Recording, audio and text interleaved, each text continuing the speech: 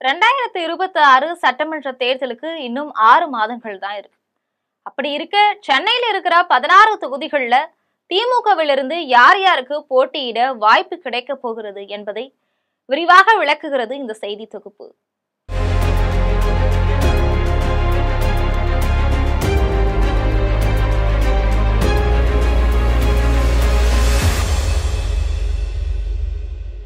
தமிழக சட்டமன்ற தேர்தலுக்கு இன்னும் 6 மாதங்கள் தான் இருக்கு.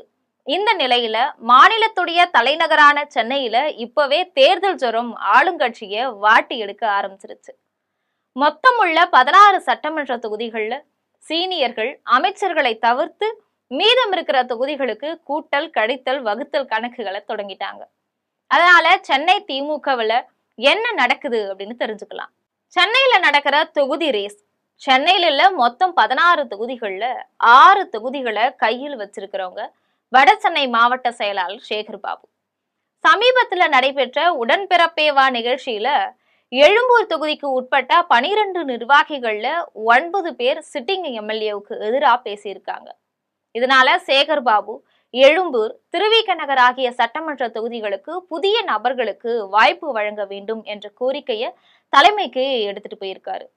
உதயநிதி தொடங்கி மண்டல பொறுப்பாளர் வரை யார் என்ன அழுத்தம் கொடுத்தாலும் அந்த 6 தொகுதி வேட்பாளர்கள் தேர்வில் தன்னை மீறி எதுவும் நடக்கக்கூடாது என்பதுல ரொம்ப குறியாவே இருக்கிறாரு சேகர் பாபு. அதுலயும் எழும்பூர் எம்எல்ஏவான பரந்தாமனை மாற்றிட்டு அங்கதான் ஆதரவாளரான ரவிச்சந்திரன் அல்லது தமிழன் பிரசன்னாவை நிறுத்துவதற்கு திட்டமிட்டிருக்கிறாரு. அதே மாதிரி திருவிக நகர்ல சென்னை மேயர் பிரியாவை வேட்பாளரா நிறுத்த காய்களை நகர்த்திட்டு வராரு.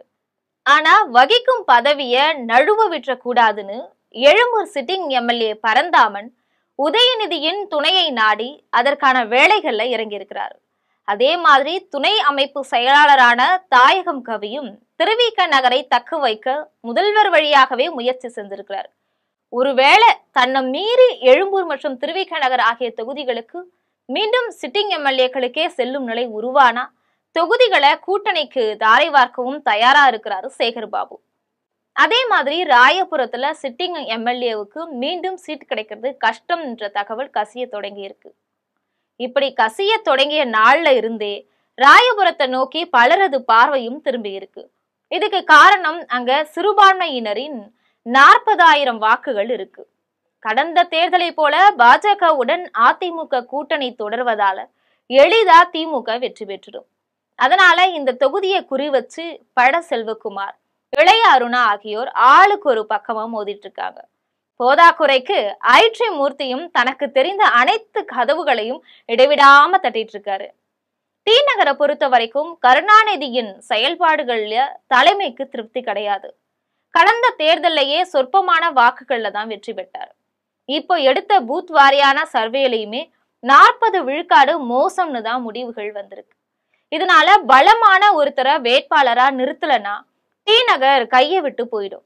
அன்பழகனுடைய மகன் ராஜா அன்பழகன் தொகுதியை பெற ரொம்பவே முட்டி மோதுறாரு. ஆனாலும் தலைமையோட கருணை பார்வை அவர் மீது படல. வேற ஒரு வேட்பாளரை இன்னும் தேடிட்டு இருக்கு தலைமை. அண்ணா நகர்ல சிட்டிங் எம்எல்ஏ மோகனுடைய மகன் கார்த்திக் மேலிடம் வழியா சீட்டுக்காக காய்களை நகர்த்துறாரு. கூடவே நான் தான் வேட்பாளர், அதை யாருமே மாத்த முடியாதுன்னு பேசிட்டு வர்றாரு. அதோட தேர்தல் பணிகளையும் தொடங்கிட்டாரு. அடுத்தது 1000 விளக்கு தொகுதிய சிட்டிங் எம்எல்ஏ எழிலன் மீண்டும் எதிர்பார்க்கிறாரு. ஆனா உதயநிதியுடைய தீவிர ஆதரவாளரான சிற்றரசும் அங்க சீட் கேட்கிறாரு.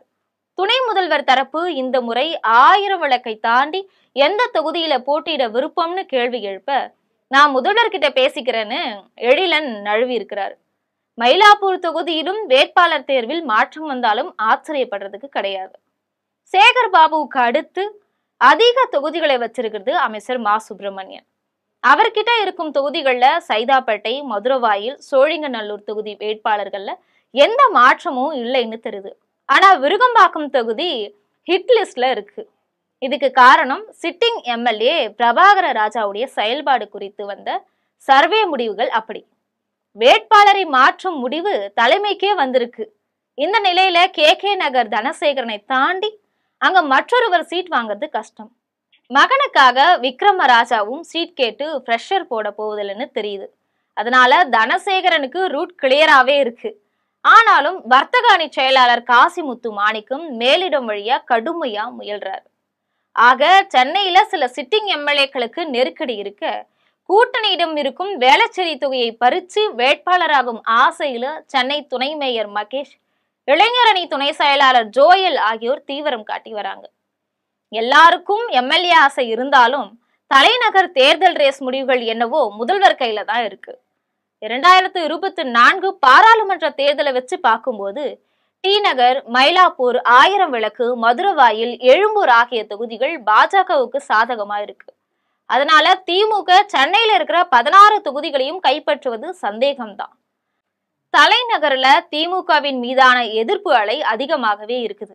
அது மட்டும் இல்லாம விஜயின் அதிகமான ரசிகர் பட்டாளம் கொண்டதா சென்னை இருக்கு. ஆக 2026 சட்டமன்ற தேர்தல்ல சென்னை ஆளும் கட்சிக்கு பிரச்சனை கொடுக்கலாம்.